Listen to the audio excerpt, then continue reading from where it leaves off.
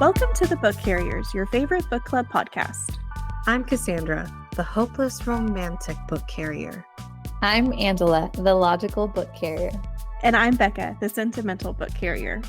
We are three 30-something best friends and busy moms who live vicariously through the stories we read. So grab your cup of coffee, get comfy, and let's get lost in a great book together. Hey everyone, welcome to another episode of The Book Carriers. This is Angela, the logical book carrier. In this episode, Becca, Cassandra, and I continue discussing chapters 9 through 16 of our beloved Iron Flame. You'll notice we start immediately where we last left off as we decided to split this episode after recording, just so the episodes aren't insanely long and we can all enjoy them during our busy days when I know we're all juggling so much. So without further ado, here's Becca starting us off with discussing Chapter 9 on how Violet's character has developed up to this point. Hope you enjoy.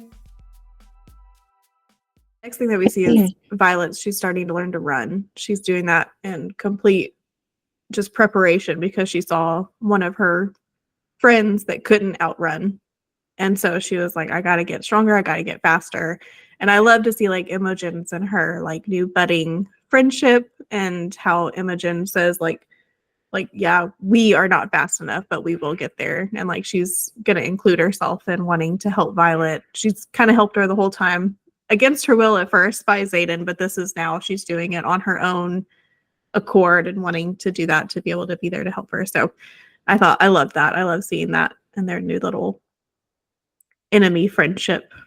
Yeah, I do have to say, I think something that we're seeing from Violet and something that Rebecca Yarros is starting to do a good job of is how Violet is traumatized by like what she experienced by like that war or the battle, the big battle.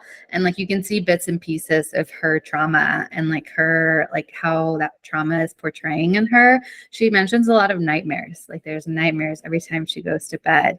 This whole running is like because of like Becca, what you just said, because of the battle.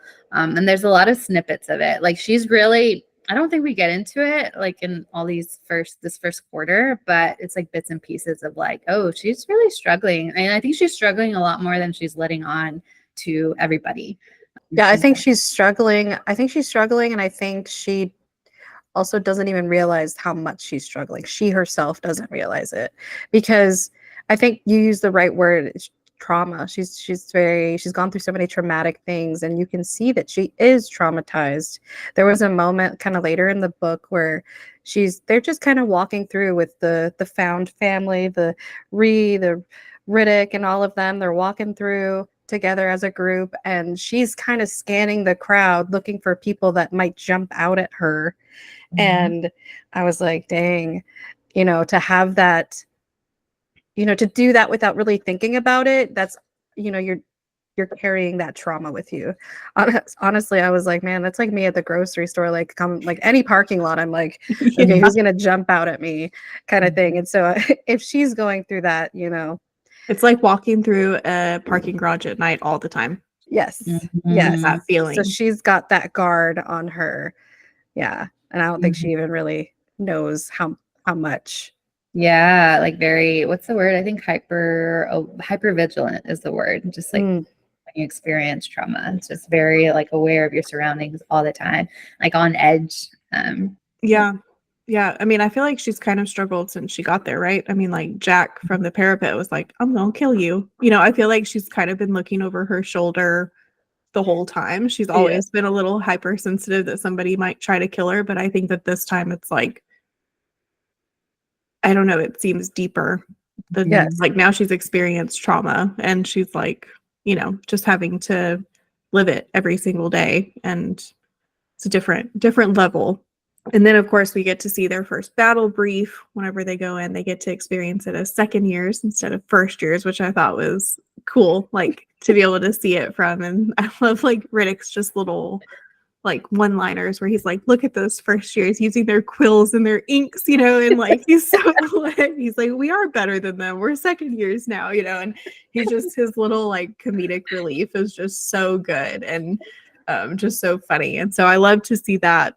But I thought one of the best things about the battle brief scene was that, Caroline at one point says, I double the patrol for the next few weeks in a show of force and maybe consider raising a few of the border villages. And then they're like, dang, like that's harsh. And even Dane is the one who says, in retaliation, that's not our way. Read the codex about the rules of engagement, ask Ashton.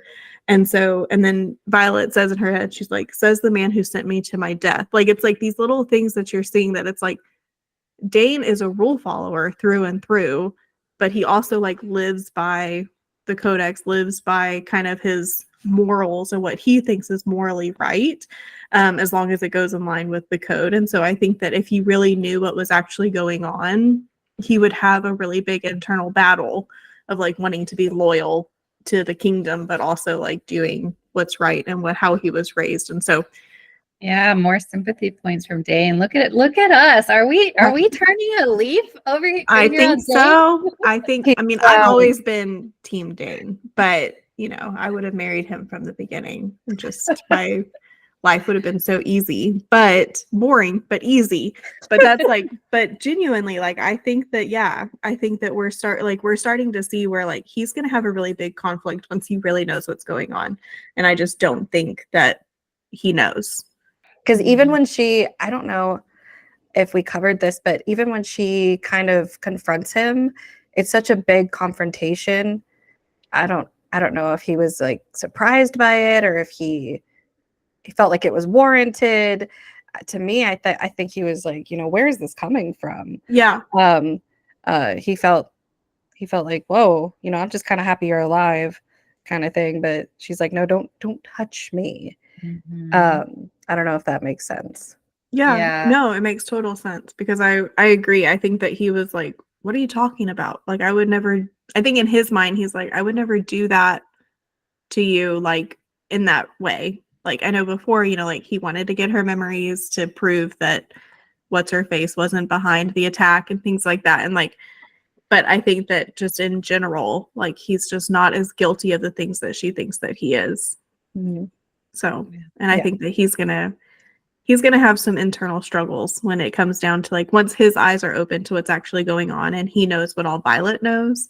I think he's gonna have a struggle of doing the right thing and doing what the kingdom wants, Yes. Mm-hmm. And then of course we move on to where what do they call it? The assessment day or whatever, and they get to see the first year start to battle it out, and we get to see Nadine die.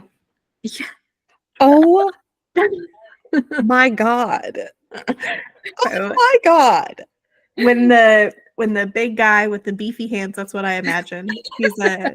He's a Dursley type, right? And he like asks for Violet, and Nadine sarcastically says that it's her, and so he just snaps her neck, and that's the end of that chapter. And you're just like, wait, talk what? about something that like makes you take pause for a second. Like, it was so sudden and so fast and so shocking, which I know is how it was supposed to read, but it was like, dang, Absolutely. that's crazy.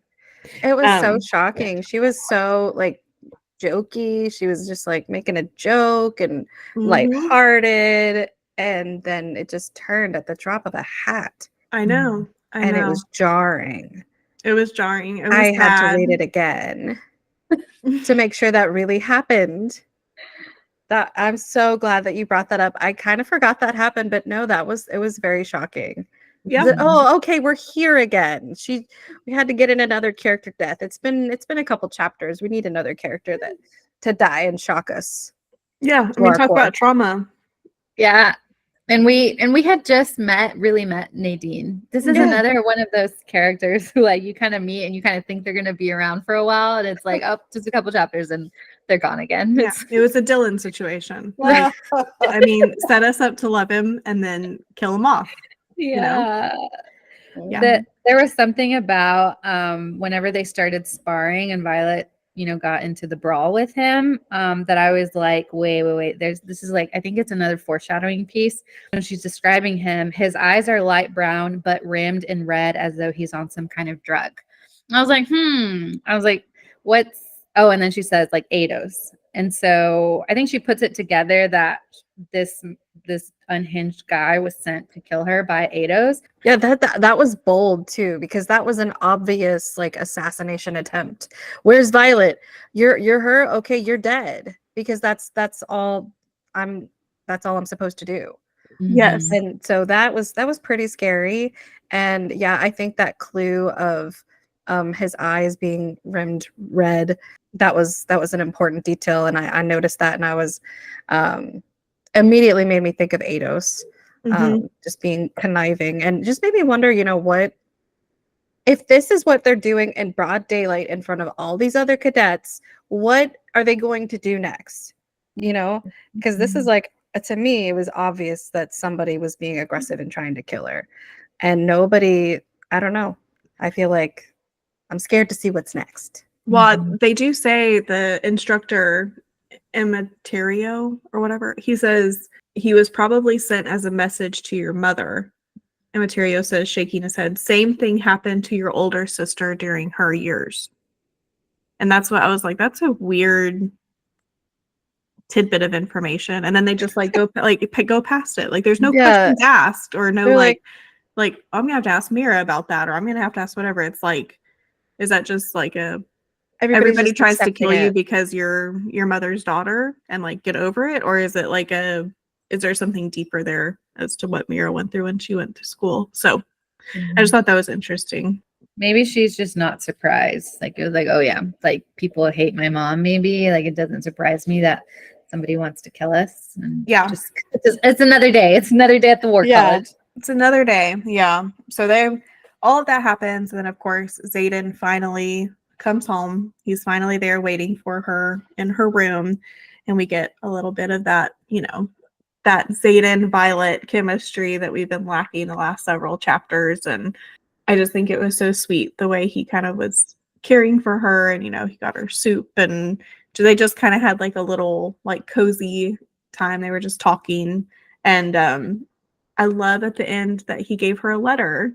I just think that was so sweet, and that was Yeah. like my favorite part of that whole chapter was whenever she realized that he wrote her a letter, and it was so sweet. But So maybe that's his like attempt at like being honest, because he's like, yeah, you can know everything you want about me. So Mhm. then pouring his heart out in these letters and trying to show Violet that he's serious about sharing more of yes, himself, which is great and sweet. yes, Yeah, it was definitely like a different form of communication that we've seen, and just showed a different side of him, different yes. cute little side of him. Made my heart jump a little bit. Heart pitter patter, right? Yeah. Yeah, I Yeah. got a little bit of that with that little note. Yeah, I thought that was really Prospect sweet. of the note, yes. And he's fighting for her, and I think Yeah. in the way that he thinks that he can. Like he's like, this is all that I can do. He could do more, but he chooses not to. But he's like, this is, I'm trying to give you what you want. And so I just thought it was sweet. And I love how like they are kind of trying to do long distance, and so he's writing her letters to kind of keep their relationship alive whenever he's not there, something for her to read, something for her to hold on to, something tangible. And so Oh. I love it. So are we ready to talk some Chapters of 11 through 16. 11 through 16, you guys? We had a bunch happen. A lot of meaty moments, big moments.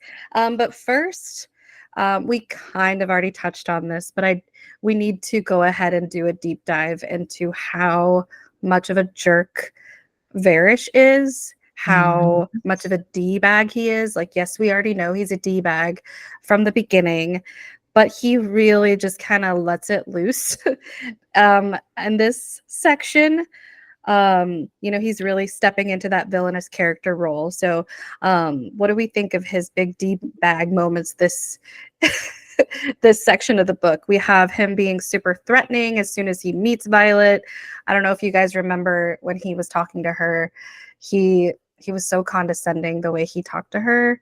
He says, oh yeah, I've heard you're weak, so are you sure you're good? You sure you can have a dragon? You sure you can do those things? because I've heard you're pretty frail. So he's already super, super rude at the start. And then, of course, we have the whole torture situation, that torture scene with the lightning. And he was asking her to, see how many lightning strikes she could do because she wouldn't bring Andarna. That was the main thing, was that she didn't want to bring in Darna. She's trying to protect her, and he wants to see her, and she doesn't want to. She's still trying to keep that part protected. And yeah, he's super intense. He's super intense. Like, why is he such a ruthless little punisher? Like, what's his angle? Like, why is he just mean because he just wants to be mean and be ruthless and put everybody down and punish everybody? Even like all of these tidbits about there's a torture room in the back with like the healer. And the healer's being run ragged and with Varish and all these things. I'm like, what's going on? But I'm like, talk about a character that has no redeeming qualities and is just pure evil. Exactly. What that sounds like. Yeah. No, that whole scene was like painful. That's one of the times that reminded me of Umbridge. Like when Umbridge made them write to remember, and it would like come up on Harry's like arm or whatever, like into his skin.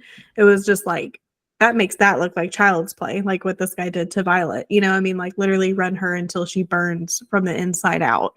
You know, and so it's just awful. It's terrible. It was hard to read, to be honest. It was really hard to read. I felt like, I don't know. She's been through so much already as it is. And he just kept just putting her in these situations. You know, he surprised her when she was trying to go meet Xaden, and he went through all of her things and things like that. I don't know. I think he interfered like with their time. I don't remember exactly, but he's like, oh, you'll find out that I noted that something. And then whenever she gets to the outpost, like Xaden is on 24-hour watch and like they can't even see each other. So there's like, he's interfering with her life and like making her life miserable. Right. And I'm like, why? That's the big question that I have. Yes. Yeah. Who's paying this guy? Yeah. Like what is your vendetta against her? You know? What promise of power is there? I don't know. Because that's my thing is, I know they were talking about wanting a certain character wanting to raise in the ranks or something like that. Like, is he able to raise up in his rank? Is this why he's pushing so hard and being so stinking evil? We still don't know. And that brings us to what's the name of the class? Is it the RSC, the Writers Survival Course? Writer Survival Course, yeah. Yes. So at first I didn't remember the name of it. I was like, let's talk about this mystery course where so we have this huge, I think this was the part where she was really looking around to make sure her surroundings were okay. Everybody was together, and then all of a sudden they're captured. And she's like, okay, well, I'm dead. I'm going to be dead.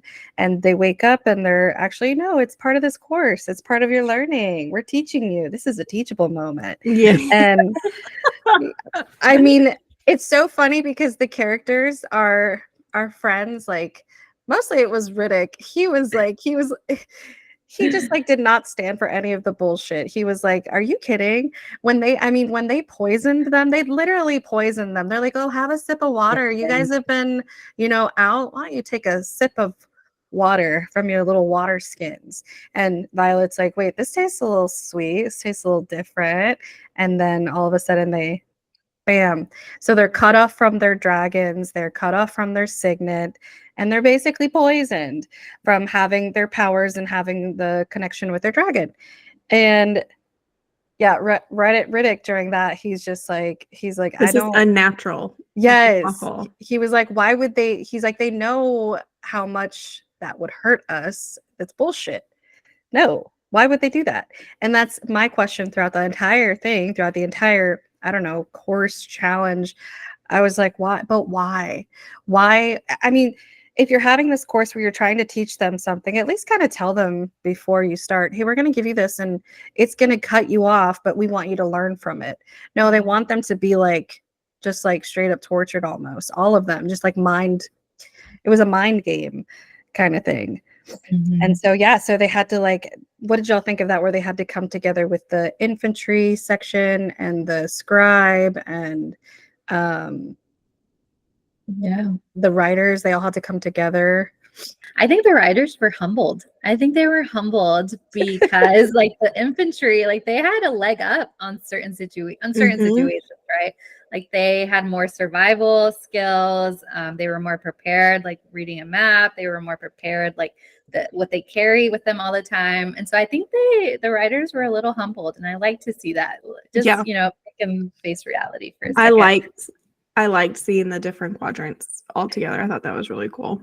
Yes, the other quadrants and their dynamic with each other, and how at first Riddick wasn't really respectful of the infantry leader. I forget what his name was, but he was like, so you don't respect me? That's what the infantry leader said. He's like, no, go through the parapet, do all this other stuff that we did, then I'll respect you. Yeah. So he tried to keep up that whole like, I'm better than you, persona. But once that orange dragon came into play, all bets were off. They were all terrified, especially Violet, since she was seeing the dragon and she recognized that was actually Jack's dragon. Do y'all remember that? Yes, yes. We had some casualties from that situation, didn't we? Yes. Tomas,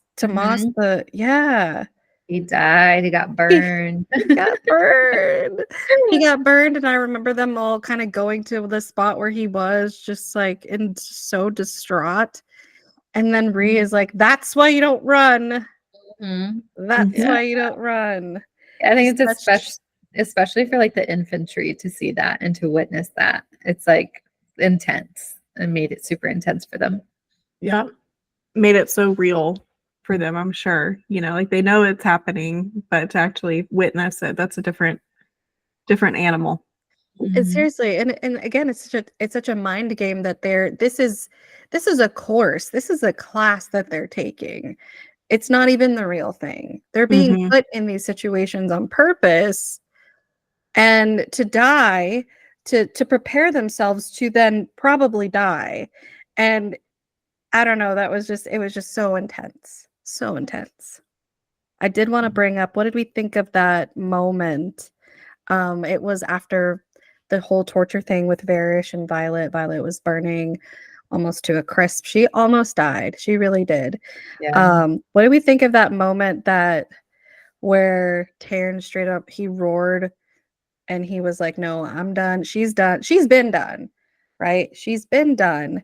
But I'm saying she's done. And he let out the hugest roar, and it scared the crap out of so they were like, Violet was like, they can't hear you, what's his name? Varish can't hear you. And he's like, well, guess what? Their dragons can. And I'm saying that's it.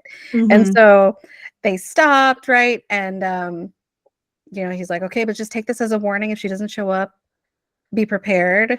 And she's like, well, guess I have to prepare for probably death because I literally almost died, right? What do we think of that moment where Taryn, I don't know if you guys recognize this, but Taryn was kind of flying her back to safety, and he's like, don't worry, I've already called somebody, like I've already called for support, don't worry.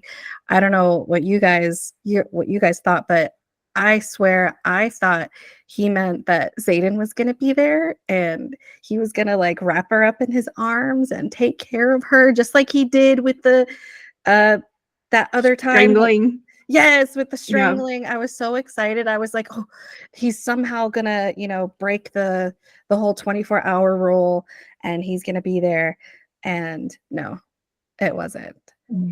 Did y'all think that Xaden might show up? I swear I was like, maybe I've just been missing Xaden too much. I think so.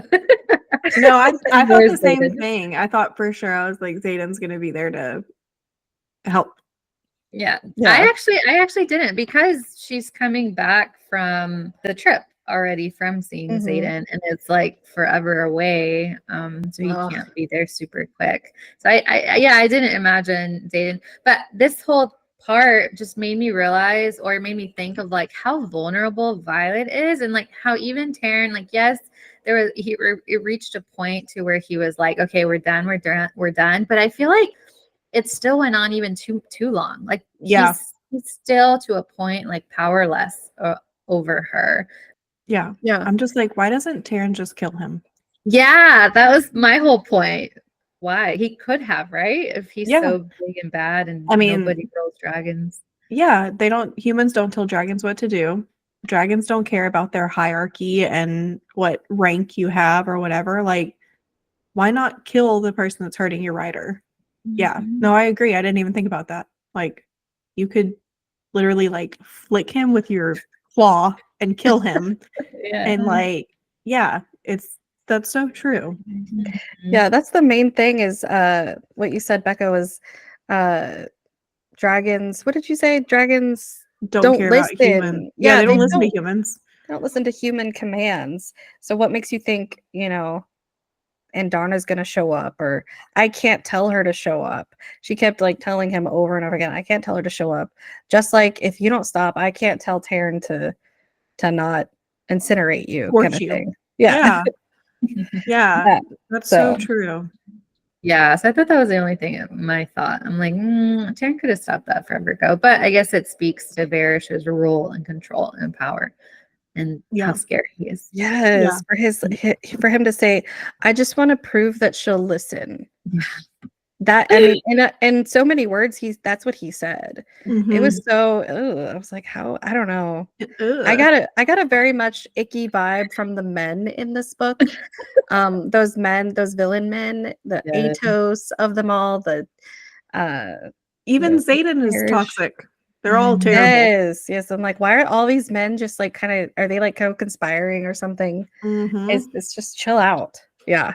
Yes. Yeah, that's such a good point because even all the women are like pretty badass and good. Like Mm. the mom is questionable, but Not questionable. I'd Evil. say she's still badass though. yeah. She's very strong. She's got a lot of power. Yeah. So, we know Sloane, right? We've met Mhm. Sloane. We love Sloane. We think Sloane. Well, I don't know how you guys feel about Sloane. Overall, what's your feeling on Sloane? I'm like kind of annoyed She's a by brat. her, honestly. Okay. Yeah. Because I was like, do we love her? Personally, she bugs mean, me. Okay, let's look at the comparison between Sloane hates Violet because she thinks that she's the reason that Liam died, right? Her brother. Yes. I think I Violet know where you're going with this. Violet Yes. hated Zayden because Yes. it's thought that he was the reason why her brother was dead, right? And Mm. so, and you look at the two ways that these two characters treated their enemies, right? Or their whatever. And so it's like, to me, I'm like, you are just being a little brat. And Zayden also hated Violet at the beginning, right? And Yes. Violet is trying to help her, and like she's just not even. It's a different dynamic, but at the same time, it's the same. Like they're giving the same opportunities and have the same kind of like vengeance, and the two different character types. And I'm like, you're just being a brat, and like you don't have like at all what it takes, like to. You don't have. It's not like you're coming in here as a badass, like you suck on top of everything else, like You can't fight for shit. you can't fight. You can't. I mean, it's just like Yeah. like she's trying to help you, and Yeah. clearly like she's strong and has proved herself, like I don't know. Yeah, I would say capital BRAT, like complete brat and complete what I was gonna say her pride is a little bit Almost like misplayed. Go Yeah, ahead. almost like entitlement, almost like Yes. I don't know. Yeah. That's kind of the vibe I got. I think it's interesting that you brought up that point, Becca, of like the parallel between Xaden Violet versus Sloane Violet, and how Xaden, there's a little. I have a new perspective now, a little bit to Xaden, and maybe his, I guess, reason for lying a little, just a tiny bit, just because I don't know. It just gives me a different perspective, because I'm seeing how the dynamic between Violet and Sloane, and she's not telling her the full truth of what exactly happened to Liam to protect her and protect her memory of Liam. And Right. I'm not saying that he did anything bad, but just she doesn't need to know that, like she Mhm. needs to just remember Liam the way he was, like just perfect, like we all love him, right? Yeah, let's And not go so- down the Liam train because we want Okay, to. no, you're exactly right. I was gonna say, little rest in peace, Liam. We love you, but yeah, it just Rip. kind of it offers a new perspective. It makes me really kind of, I don't know, Sloane. She just bugged me. She bugged me hardcore. You bugged me a ton. I thought, yeah, the whole time I was like, when is somebody just gonna like put her in her place? When's somebody gonna just tell her to shut up? I mean, the whole time they were like, look, we don't care what you think. Sorry, but not sorry. No, we're not sorry. Just do it. Shut up and do it. But mostly I was like, when is Violet gonna just tell her off? Like, because she just needs to be put in her place, told off. And I thought that was super, super interesting at the end there, where she finally lets loose on Sloane, is like, look, I'm doing this because I promised your brother while he was dying that I would watch out for you. And so you're lucky. Mhm. And I was like, yes, the payoff was like, yes. I was, I had little claps. I was like, Sloane, I'm sorry. I am so sorry, but like, you need to calm down. I get it. If you hate me, that's okay. That's what, Violet's like, if you hate me, I get it, but you need to calm down just a tiny bit. And she tells her, like, she's got his letters as like a leverage. Incentive. Yes, and an incentive to train with Imogen. And then Imogen's all like, dang, now I know why Zayden likes you. I love that part. Imogen. She's like quickly becoming one of my favorites for sure. Mhm. Yeah. Yeah, but Violet definitely puts her in her place.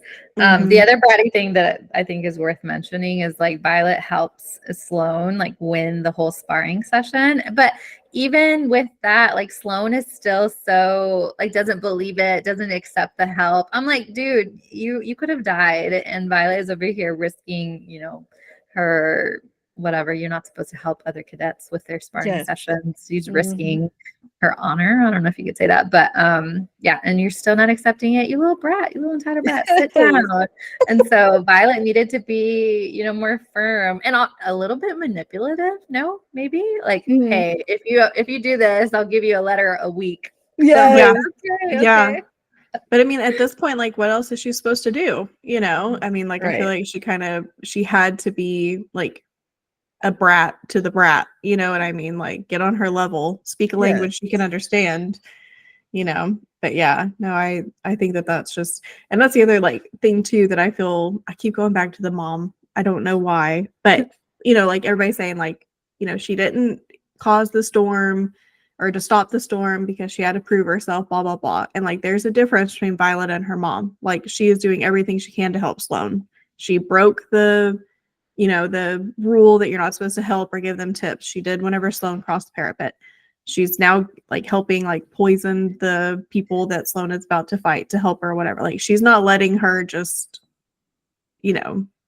well, if you can't make it, you can't make it. She doesn't have that mentality. So it's like if Violet can feel that towards Sloane, then why can her mom not feel that towards her, like her own flesh and blood?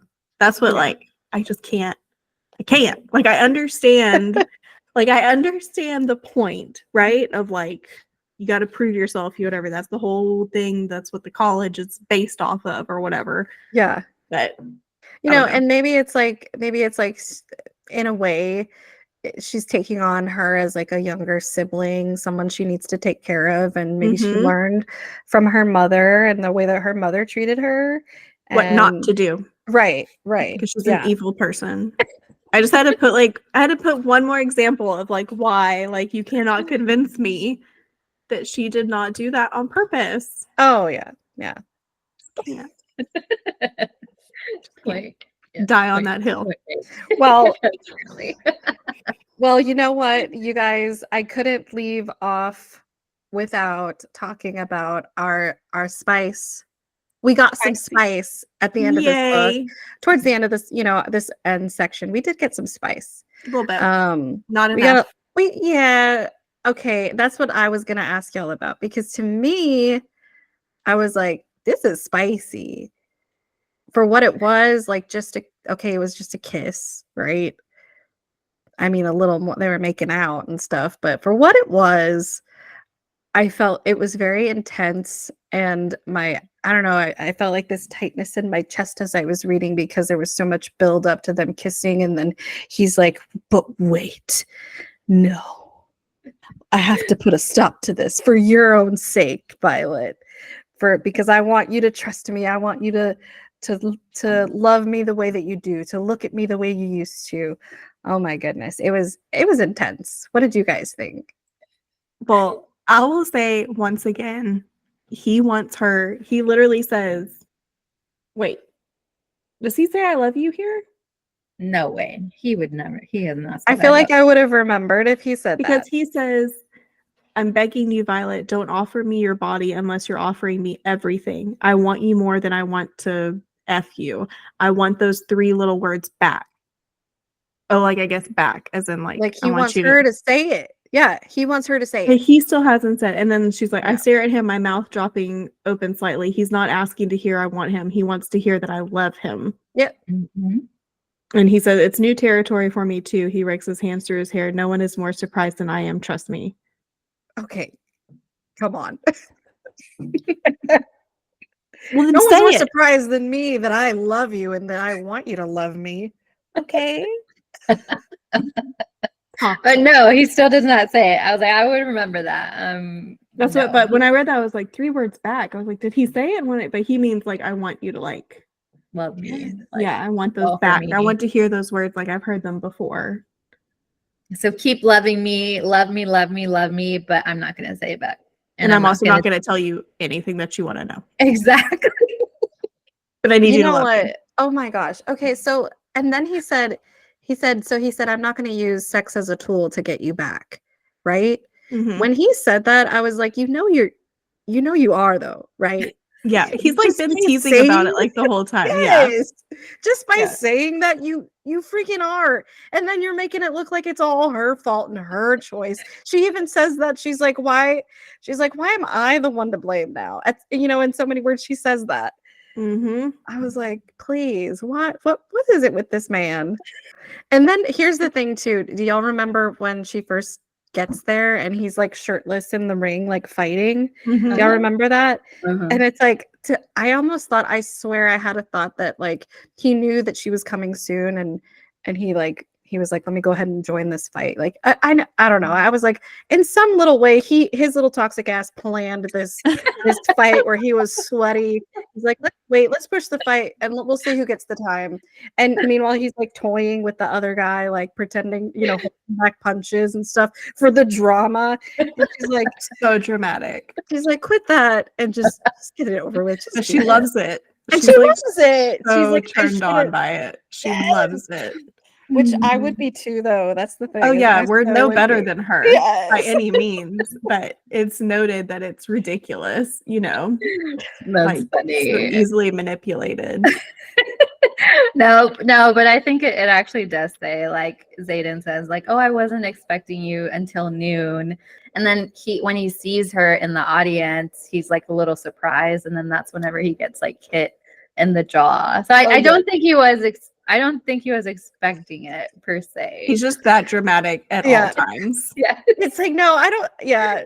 No, I think you're right. I don't think he was expecting it, but yeah, like I feel like in some way, it's just, how perfect is that? Like, if he had his way, he would totally show off for her. Oh, for sure. Yeah. Yeah. Totally. 100%. Yeah. But can we talk about that girl? Angela, this is what I was going to mention earlier. I think that there is going to be a love triangle, but I think it's not going to be Violet and 2 guys. I think it's going to be Xaden. Is it Katonia? Katone? Am I wrong? Yeah. Because Bodhi mentions her. Yes. Bodhi mentions her before. and like he's like, he's only been this way with like you and Catriona or something. Catriona. That sounds We're good. gonna call her Cat. Okay. Cat. There you go. Yeah, cute. He's like, he's only been this way with like you and Cat. And she's like, well, who the No, F is Cat? not even. Not Cat. even with Kat. Not Oh, even. okay. Cat was he like this? With Yeah. you. That's a little. Yeah. So It I was- was like, It was so comical. Do you have it? Because it was so funny the way they even said it, or the way Bodhi even said it. He's like, "What are the chances of you forgetting I just said that name?" oh yeah. Yeah. 0 chances. Oh I yeah. remember because I wrote it was awkward. She was like, I don't want to talk to you about who I'm having sex with, really. I don't I don't know you that well. Because Violet is talking to Bodhi. She's about to leave to go see him. And then she's like, I imagine that dropping dead randomly would have been inconvenient to him. And Bodhi says, it's not like that for him, he says in a lecturing tone that reminds me of Zayden. I've never seen him blank. Violet says, let's not do this. He says, care like this. And she says, no, really, stop. And he says, and that includes Cat Catriona. My gaze whips towards him. Who the hell is Catriona? He winces and presses his lip in a thin line. What are the chances that you'll forget I said that between here and Samara? None. But she does. But she what? She doesn't forgets. talk to him about it. Yeah. Oh. Not yet, at least. But she meets her. And What? she Wait, she meet- introduces herself No. to her. Yes, she does. That's who she's standing next to whenever Zayden's fighting. No, that's not Cat. No, that's not Cat. Catriona. No, because I remember what you're talking about. I had the same thought. I was like, wait, is that chick? Is that chick? It's not Catriona. No. It's not Cat. No, it's not. We'll find out though. Hold on, let me see. Because I thought the same thing, and she's like, "Oh yeah, I even got to know her a little bit more." And I was like, "Wait, so does that mean we like Zayden's ex?" I'm Cornelia. Why in the hell would they put two names that are so similar? That is too similar. Too similar. No, Yeah, no, we do not. We do not see Cat. I had the same thought too, Becca. I did. So you're Okay, well, never not mind. far And off. scratch my whole notes on that that's okay. interaction. I'm so embarrassed right now. But you're right though. She doesn't bring it up. No, rest she of never it. brings it up. Oh. I thought, Yeah. why in the hell would she give this character Catriona? This is what I'm saying. This is the problem whenever you don't actually Cat. read the whole name. Cat. And I just Catriona. saw C Oh. and a long name and a woman talking. I was like, oh well, there she is. Yes. I'm like, we're gonna see more of this Cat person. Oh yeah, for sure. and so You don't it'll be just throw interesting. that out there. But okay, well, maybe my theory's wrong, Angela, because I thought like, okay, well, there's going to be this love triangle because this person now is at the base or whatever or Mm. outpost with him, but now this is a different person. So never mind. I do think she will come into play because there has to be a reason that he brought her up, like Oh, on for sure. accident. Yeah. So I think you're right. I think she will show up. Maybe just not in the way that we thought, for sure. Mhm. But I wanted to ask you, I got like a couple more things, but I wanted to ask you, so what do you think of the way, I don't know, I think it's important to talk about how Violet feels that almost everybody is like using her. And I say that in the dynamic with Bodhi and Violet, and where they stopped and she got checked, her items got checked. I know we talked about that with Varish, but she's upset at Bodhi and she tells him like, stop using me as like, just to get intel, because they were just basically trying to see if they were going to If stop they her. searched her. Yeah, they didn't know if they were going to search her, but they had a feeling they might. And then even Taryn is like, don't worry, I'm going to make sure your wing leader knows that, he needs to be helping you a little more, that you have a little more knowledge before stuff like that happens. And I'm like, yes, where is that? She's so, I don't know, she's so cut off. She doesn't know who to trust. There's No, just like the people that she does feel, I think, trust wholeheartedly, she can't talk to about anything. So she is cut off from like her true support, So yeah, and the people that she is having to like keep these secrets with are also the people that aren't telling her everything. I mean, that has to be extremely isolating. Yes. Yeah. isolating, frustrating. I just feel so bad for her. And like the book, we're 16 chapters in, and she's already had so much happen to her. Yeah. And it's not even the end of the end of part one hasn't even happened yet. And she's gone through so much. So, okay, so here's where I'm sitting at the end of the half of part one. Here are my thoughts. My thoughts are what I want to see the next few chapters is more Xaden time. And if we don't have more Xaden time, then I want that, what you guys were saying, a love triangle of some sort, whether it's with Violet, maybe we get a little more Dane and he gets a little more redeeming qualities, or Xaden with Kat. So that's my thoughts. That's my hopes for next time. What do you guys, how do you feel? Yeah, I think that we're going to get, I hope, some more Violet Xaden time or some more romance. And I hope that we don't stay too long on the you betrayed me, I can't trust you back and forth. Like, it's kind of like, okay, either squash it and move on, or like introduce some other characters to give it some push, push somebody in the right direction. Because I can't do a whole book of just like, we're at the end of the book. It's like, man, if they just had this conversation at the beginning, we would have avoided all of that. Like, I don't want to do that. I don't want to sit through all of that. Yes. And the fact that they're like the distance right now between them, like Angela, you said they were like hours, miles, such a long way away. There's no way that he could have made it. I'm tired of it. I want them to be back. And I know that it's important that they're apart right now, but it's just, I'm anxious. I'm excited. Yeah.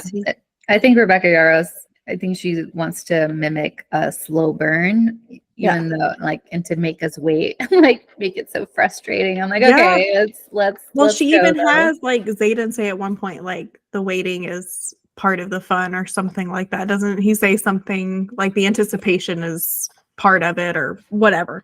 And I'm like, ugh, like, God bless, like, don't set us up for that, please. Like, which I totally get, because sometimes like with romance or fantasy romance, it's like once the couple is together, it kind of loses some spice and loses some steam, interest and drama, which I totally get. But give us something like a second romance, a love triangle, somebody, I don't know, give us something. So yes, I also agree with that.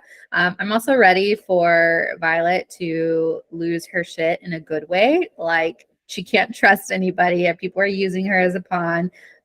She's being hit left and right by all these people, and so I'm ready for her to like do something big and like lose it in a good way, to like get some, burn it down. There you go. Get some respect and make people respect her and give her her place.